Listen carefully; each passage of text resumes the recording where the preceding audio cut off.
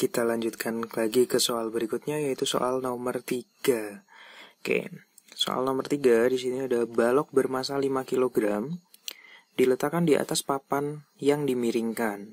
Saat sudut kemiringan papan dengan horizontal adalah alfa, di mana sin alfa adalah 3/5, balok tepat akan bergerak.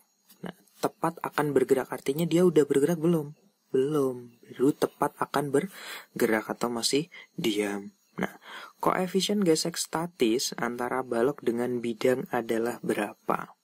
Nah, ingat, kalau pada bidang miring seperti ini, maka teman-teman harus menggambarkan dulu di sini.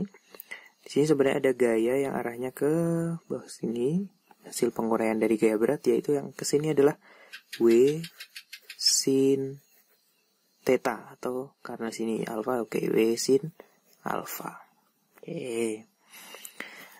Kalau dia meluncur ke bawah, maka arah gaya geseknya kemana? Oke, arah gaya geseknya berarti dia ke atas. Oke, Fs, karena di sini gaya gesek statis. Oke. Yang ditanyakan koefisien gesek statis antara balok dengan bidang adalah berapa?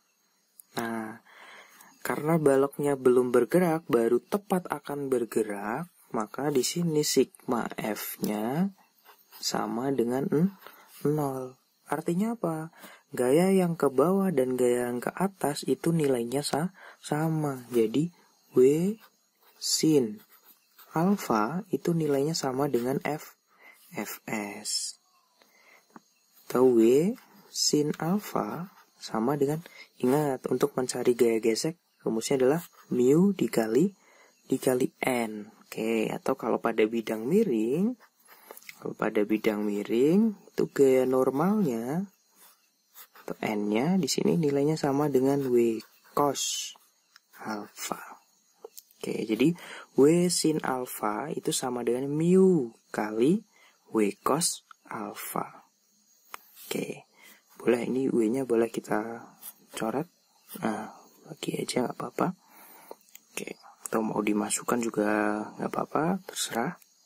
Oke, di sini sekarang sin alfa. Sin alfa nilainya berapa? Oke, sin alfa nilainya adalah 3/5 sama dengan mu dikali cos alfa.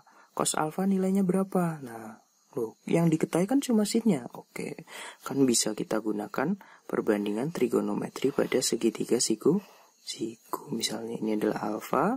Ingat, sin itu adalah depan per miring. Oh, berarti sini 3, miringnya adalah 5. 5 pasangannya adalah 4. Jadi cos alfa nilainya berapa? Ingat, cos adalah samping per miring. Jadi sampingnya 4 per miringnya 5. Oke, 5-nya boleh kita coret. Nah, sehingga mu-nya sama dengan berapa? Oke, itu mu-nya sama dengan 3/4. 3/4 nilainya berapa? Oke, 3 bagi 4, 0,75. Oke, jadi jawabannya adalah yang C. Oke, kita lanjutkan ke soal berikutnya, yaitu soal nomor 4. Oke, ada seorang bermaksud mengukur percepatan elevator di saat awal gerak. Ia menimbang badannya di dalam elevator. Sesaat setelah elevator bergerak turun, neraca menunjukkan angka 45 Newton.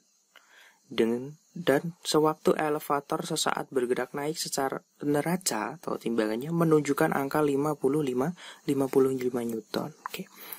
Dengan anggapan percepatan sesaat gerak turun dan naiknya elevator adalah sama, maka percepatan tersebut nilainya berapa?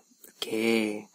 Nah, di sini ketika orang tersebut menimbang badannya di dalam elevator, berat semu atau berat semu dari orang tersebut itu bisa kita simbolkan sebagai N, atau sama aja dengan gaya normal atau gaya desakan kaki atau berat semu, itu sama aja. Nah, di sini ada 2 percobaan, saat elevator atau liftnya turun dan saat liftnya naik. Oke, ketika turun atau saat turun, saat turun pada elevator, untuk mencari n-nya bisa kita cari menggunakan rumus ini. N sama dengan M dikali G dikurangi A. Oke. Nah, di sini saat turun n-nya di sini sudah diketahui. Sesaat elevator bergerak turun, neraca menunjukkan angka 45. Oh, n-nya adalah 45 sama dengan M dikali G-nya 10 min A. Oke. Atau 45 sama dengan M kali 10. Oke, 10M dikurangi MA. Oke. Nah, sekarang pada percobaan berikutnya, saat naik. Saat naik, oke, rumusnya N sama dengan M kali G ditambah A. Dimana saat naik N-nya adalah 55 Newton sama dengan M dikali 10 tambah A. Atau 55 sama dengan 10M ditambah M kali A. Oke. Nah, di sini kita punya dua persamaan. Nah, persamaan satu di sini 45 sama dengan 10M min MA. Boleh kita ubah jadi gini misalnya. MA sama dengan 10M dikurangi 45. Ini kita anggap persamaan 1, yang ini persamaan 2. Nah, di sini ada MA, sini juga ada MA. Persamaan 1 kita substitusikan ke persamaan 2. Jadinya gimana? 55 sama dengan 10M ditambah MA, nilainya adalah 10M dikurangi 45. Oke. Min 45 kita pindah ke ruas kiri. Jadinya gimana? Oke, kita lanjutkan sebelah sini. 55 ditambah 45. Jadinya berapa? Oke, jadinya 100 sama dengan 10M tambah 10M, 20M. Atau M-nya jadinya berapa? 100 bagi 20. Oke, 100 bagi 20 berapa? 5. Oke. 5. Iya. M-nya adalah 5 kilogram. Oke.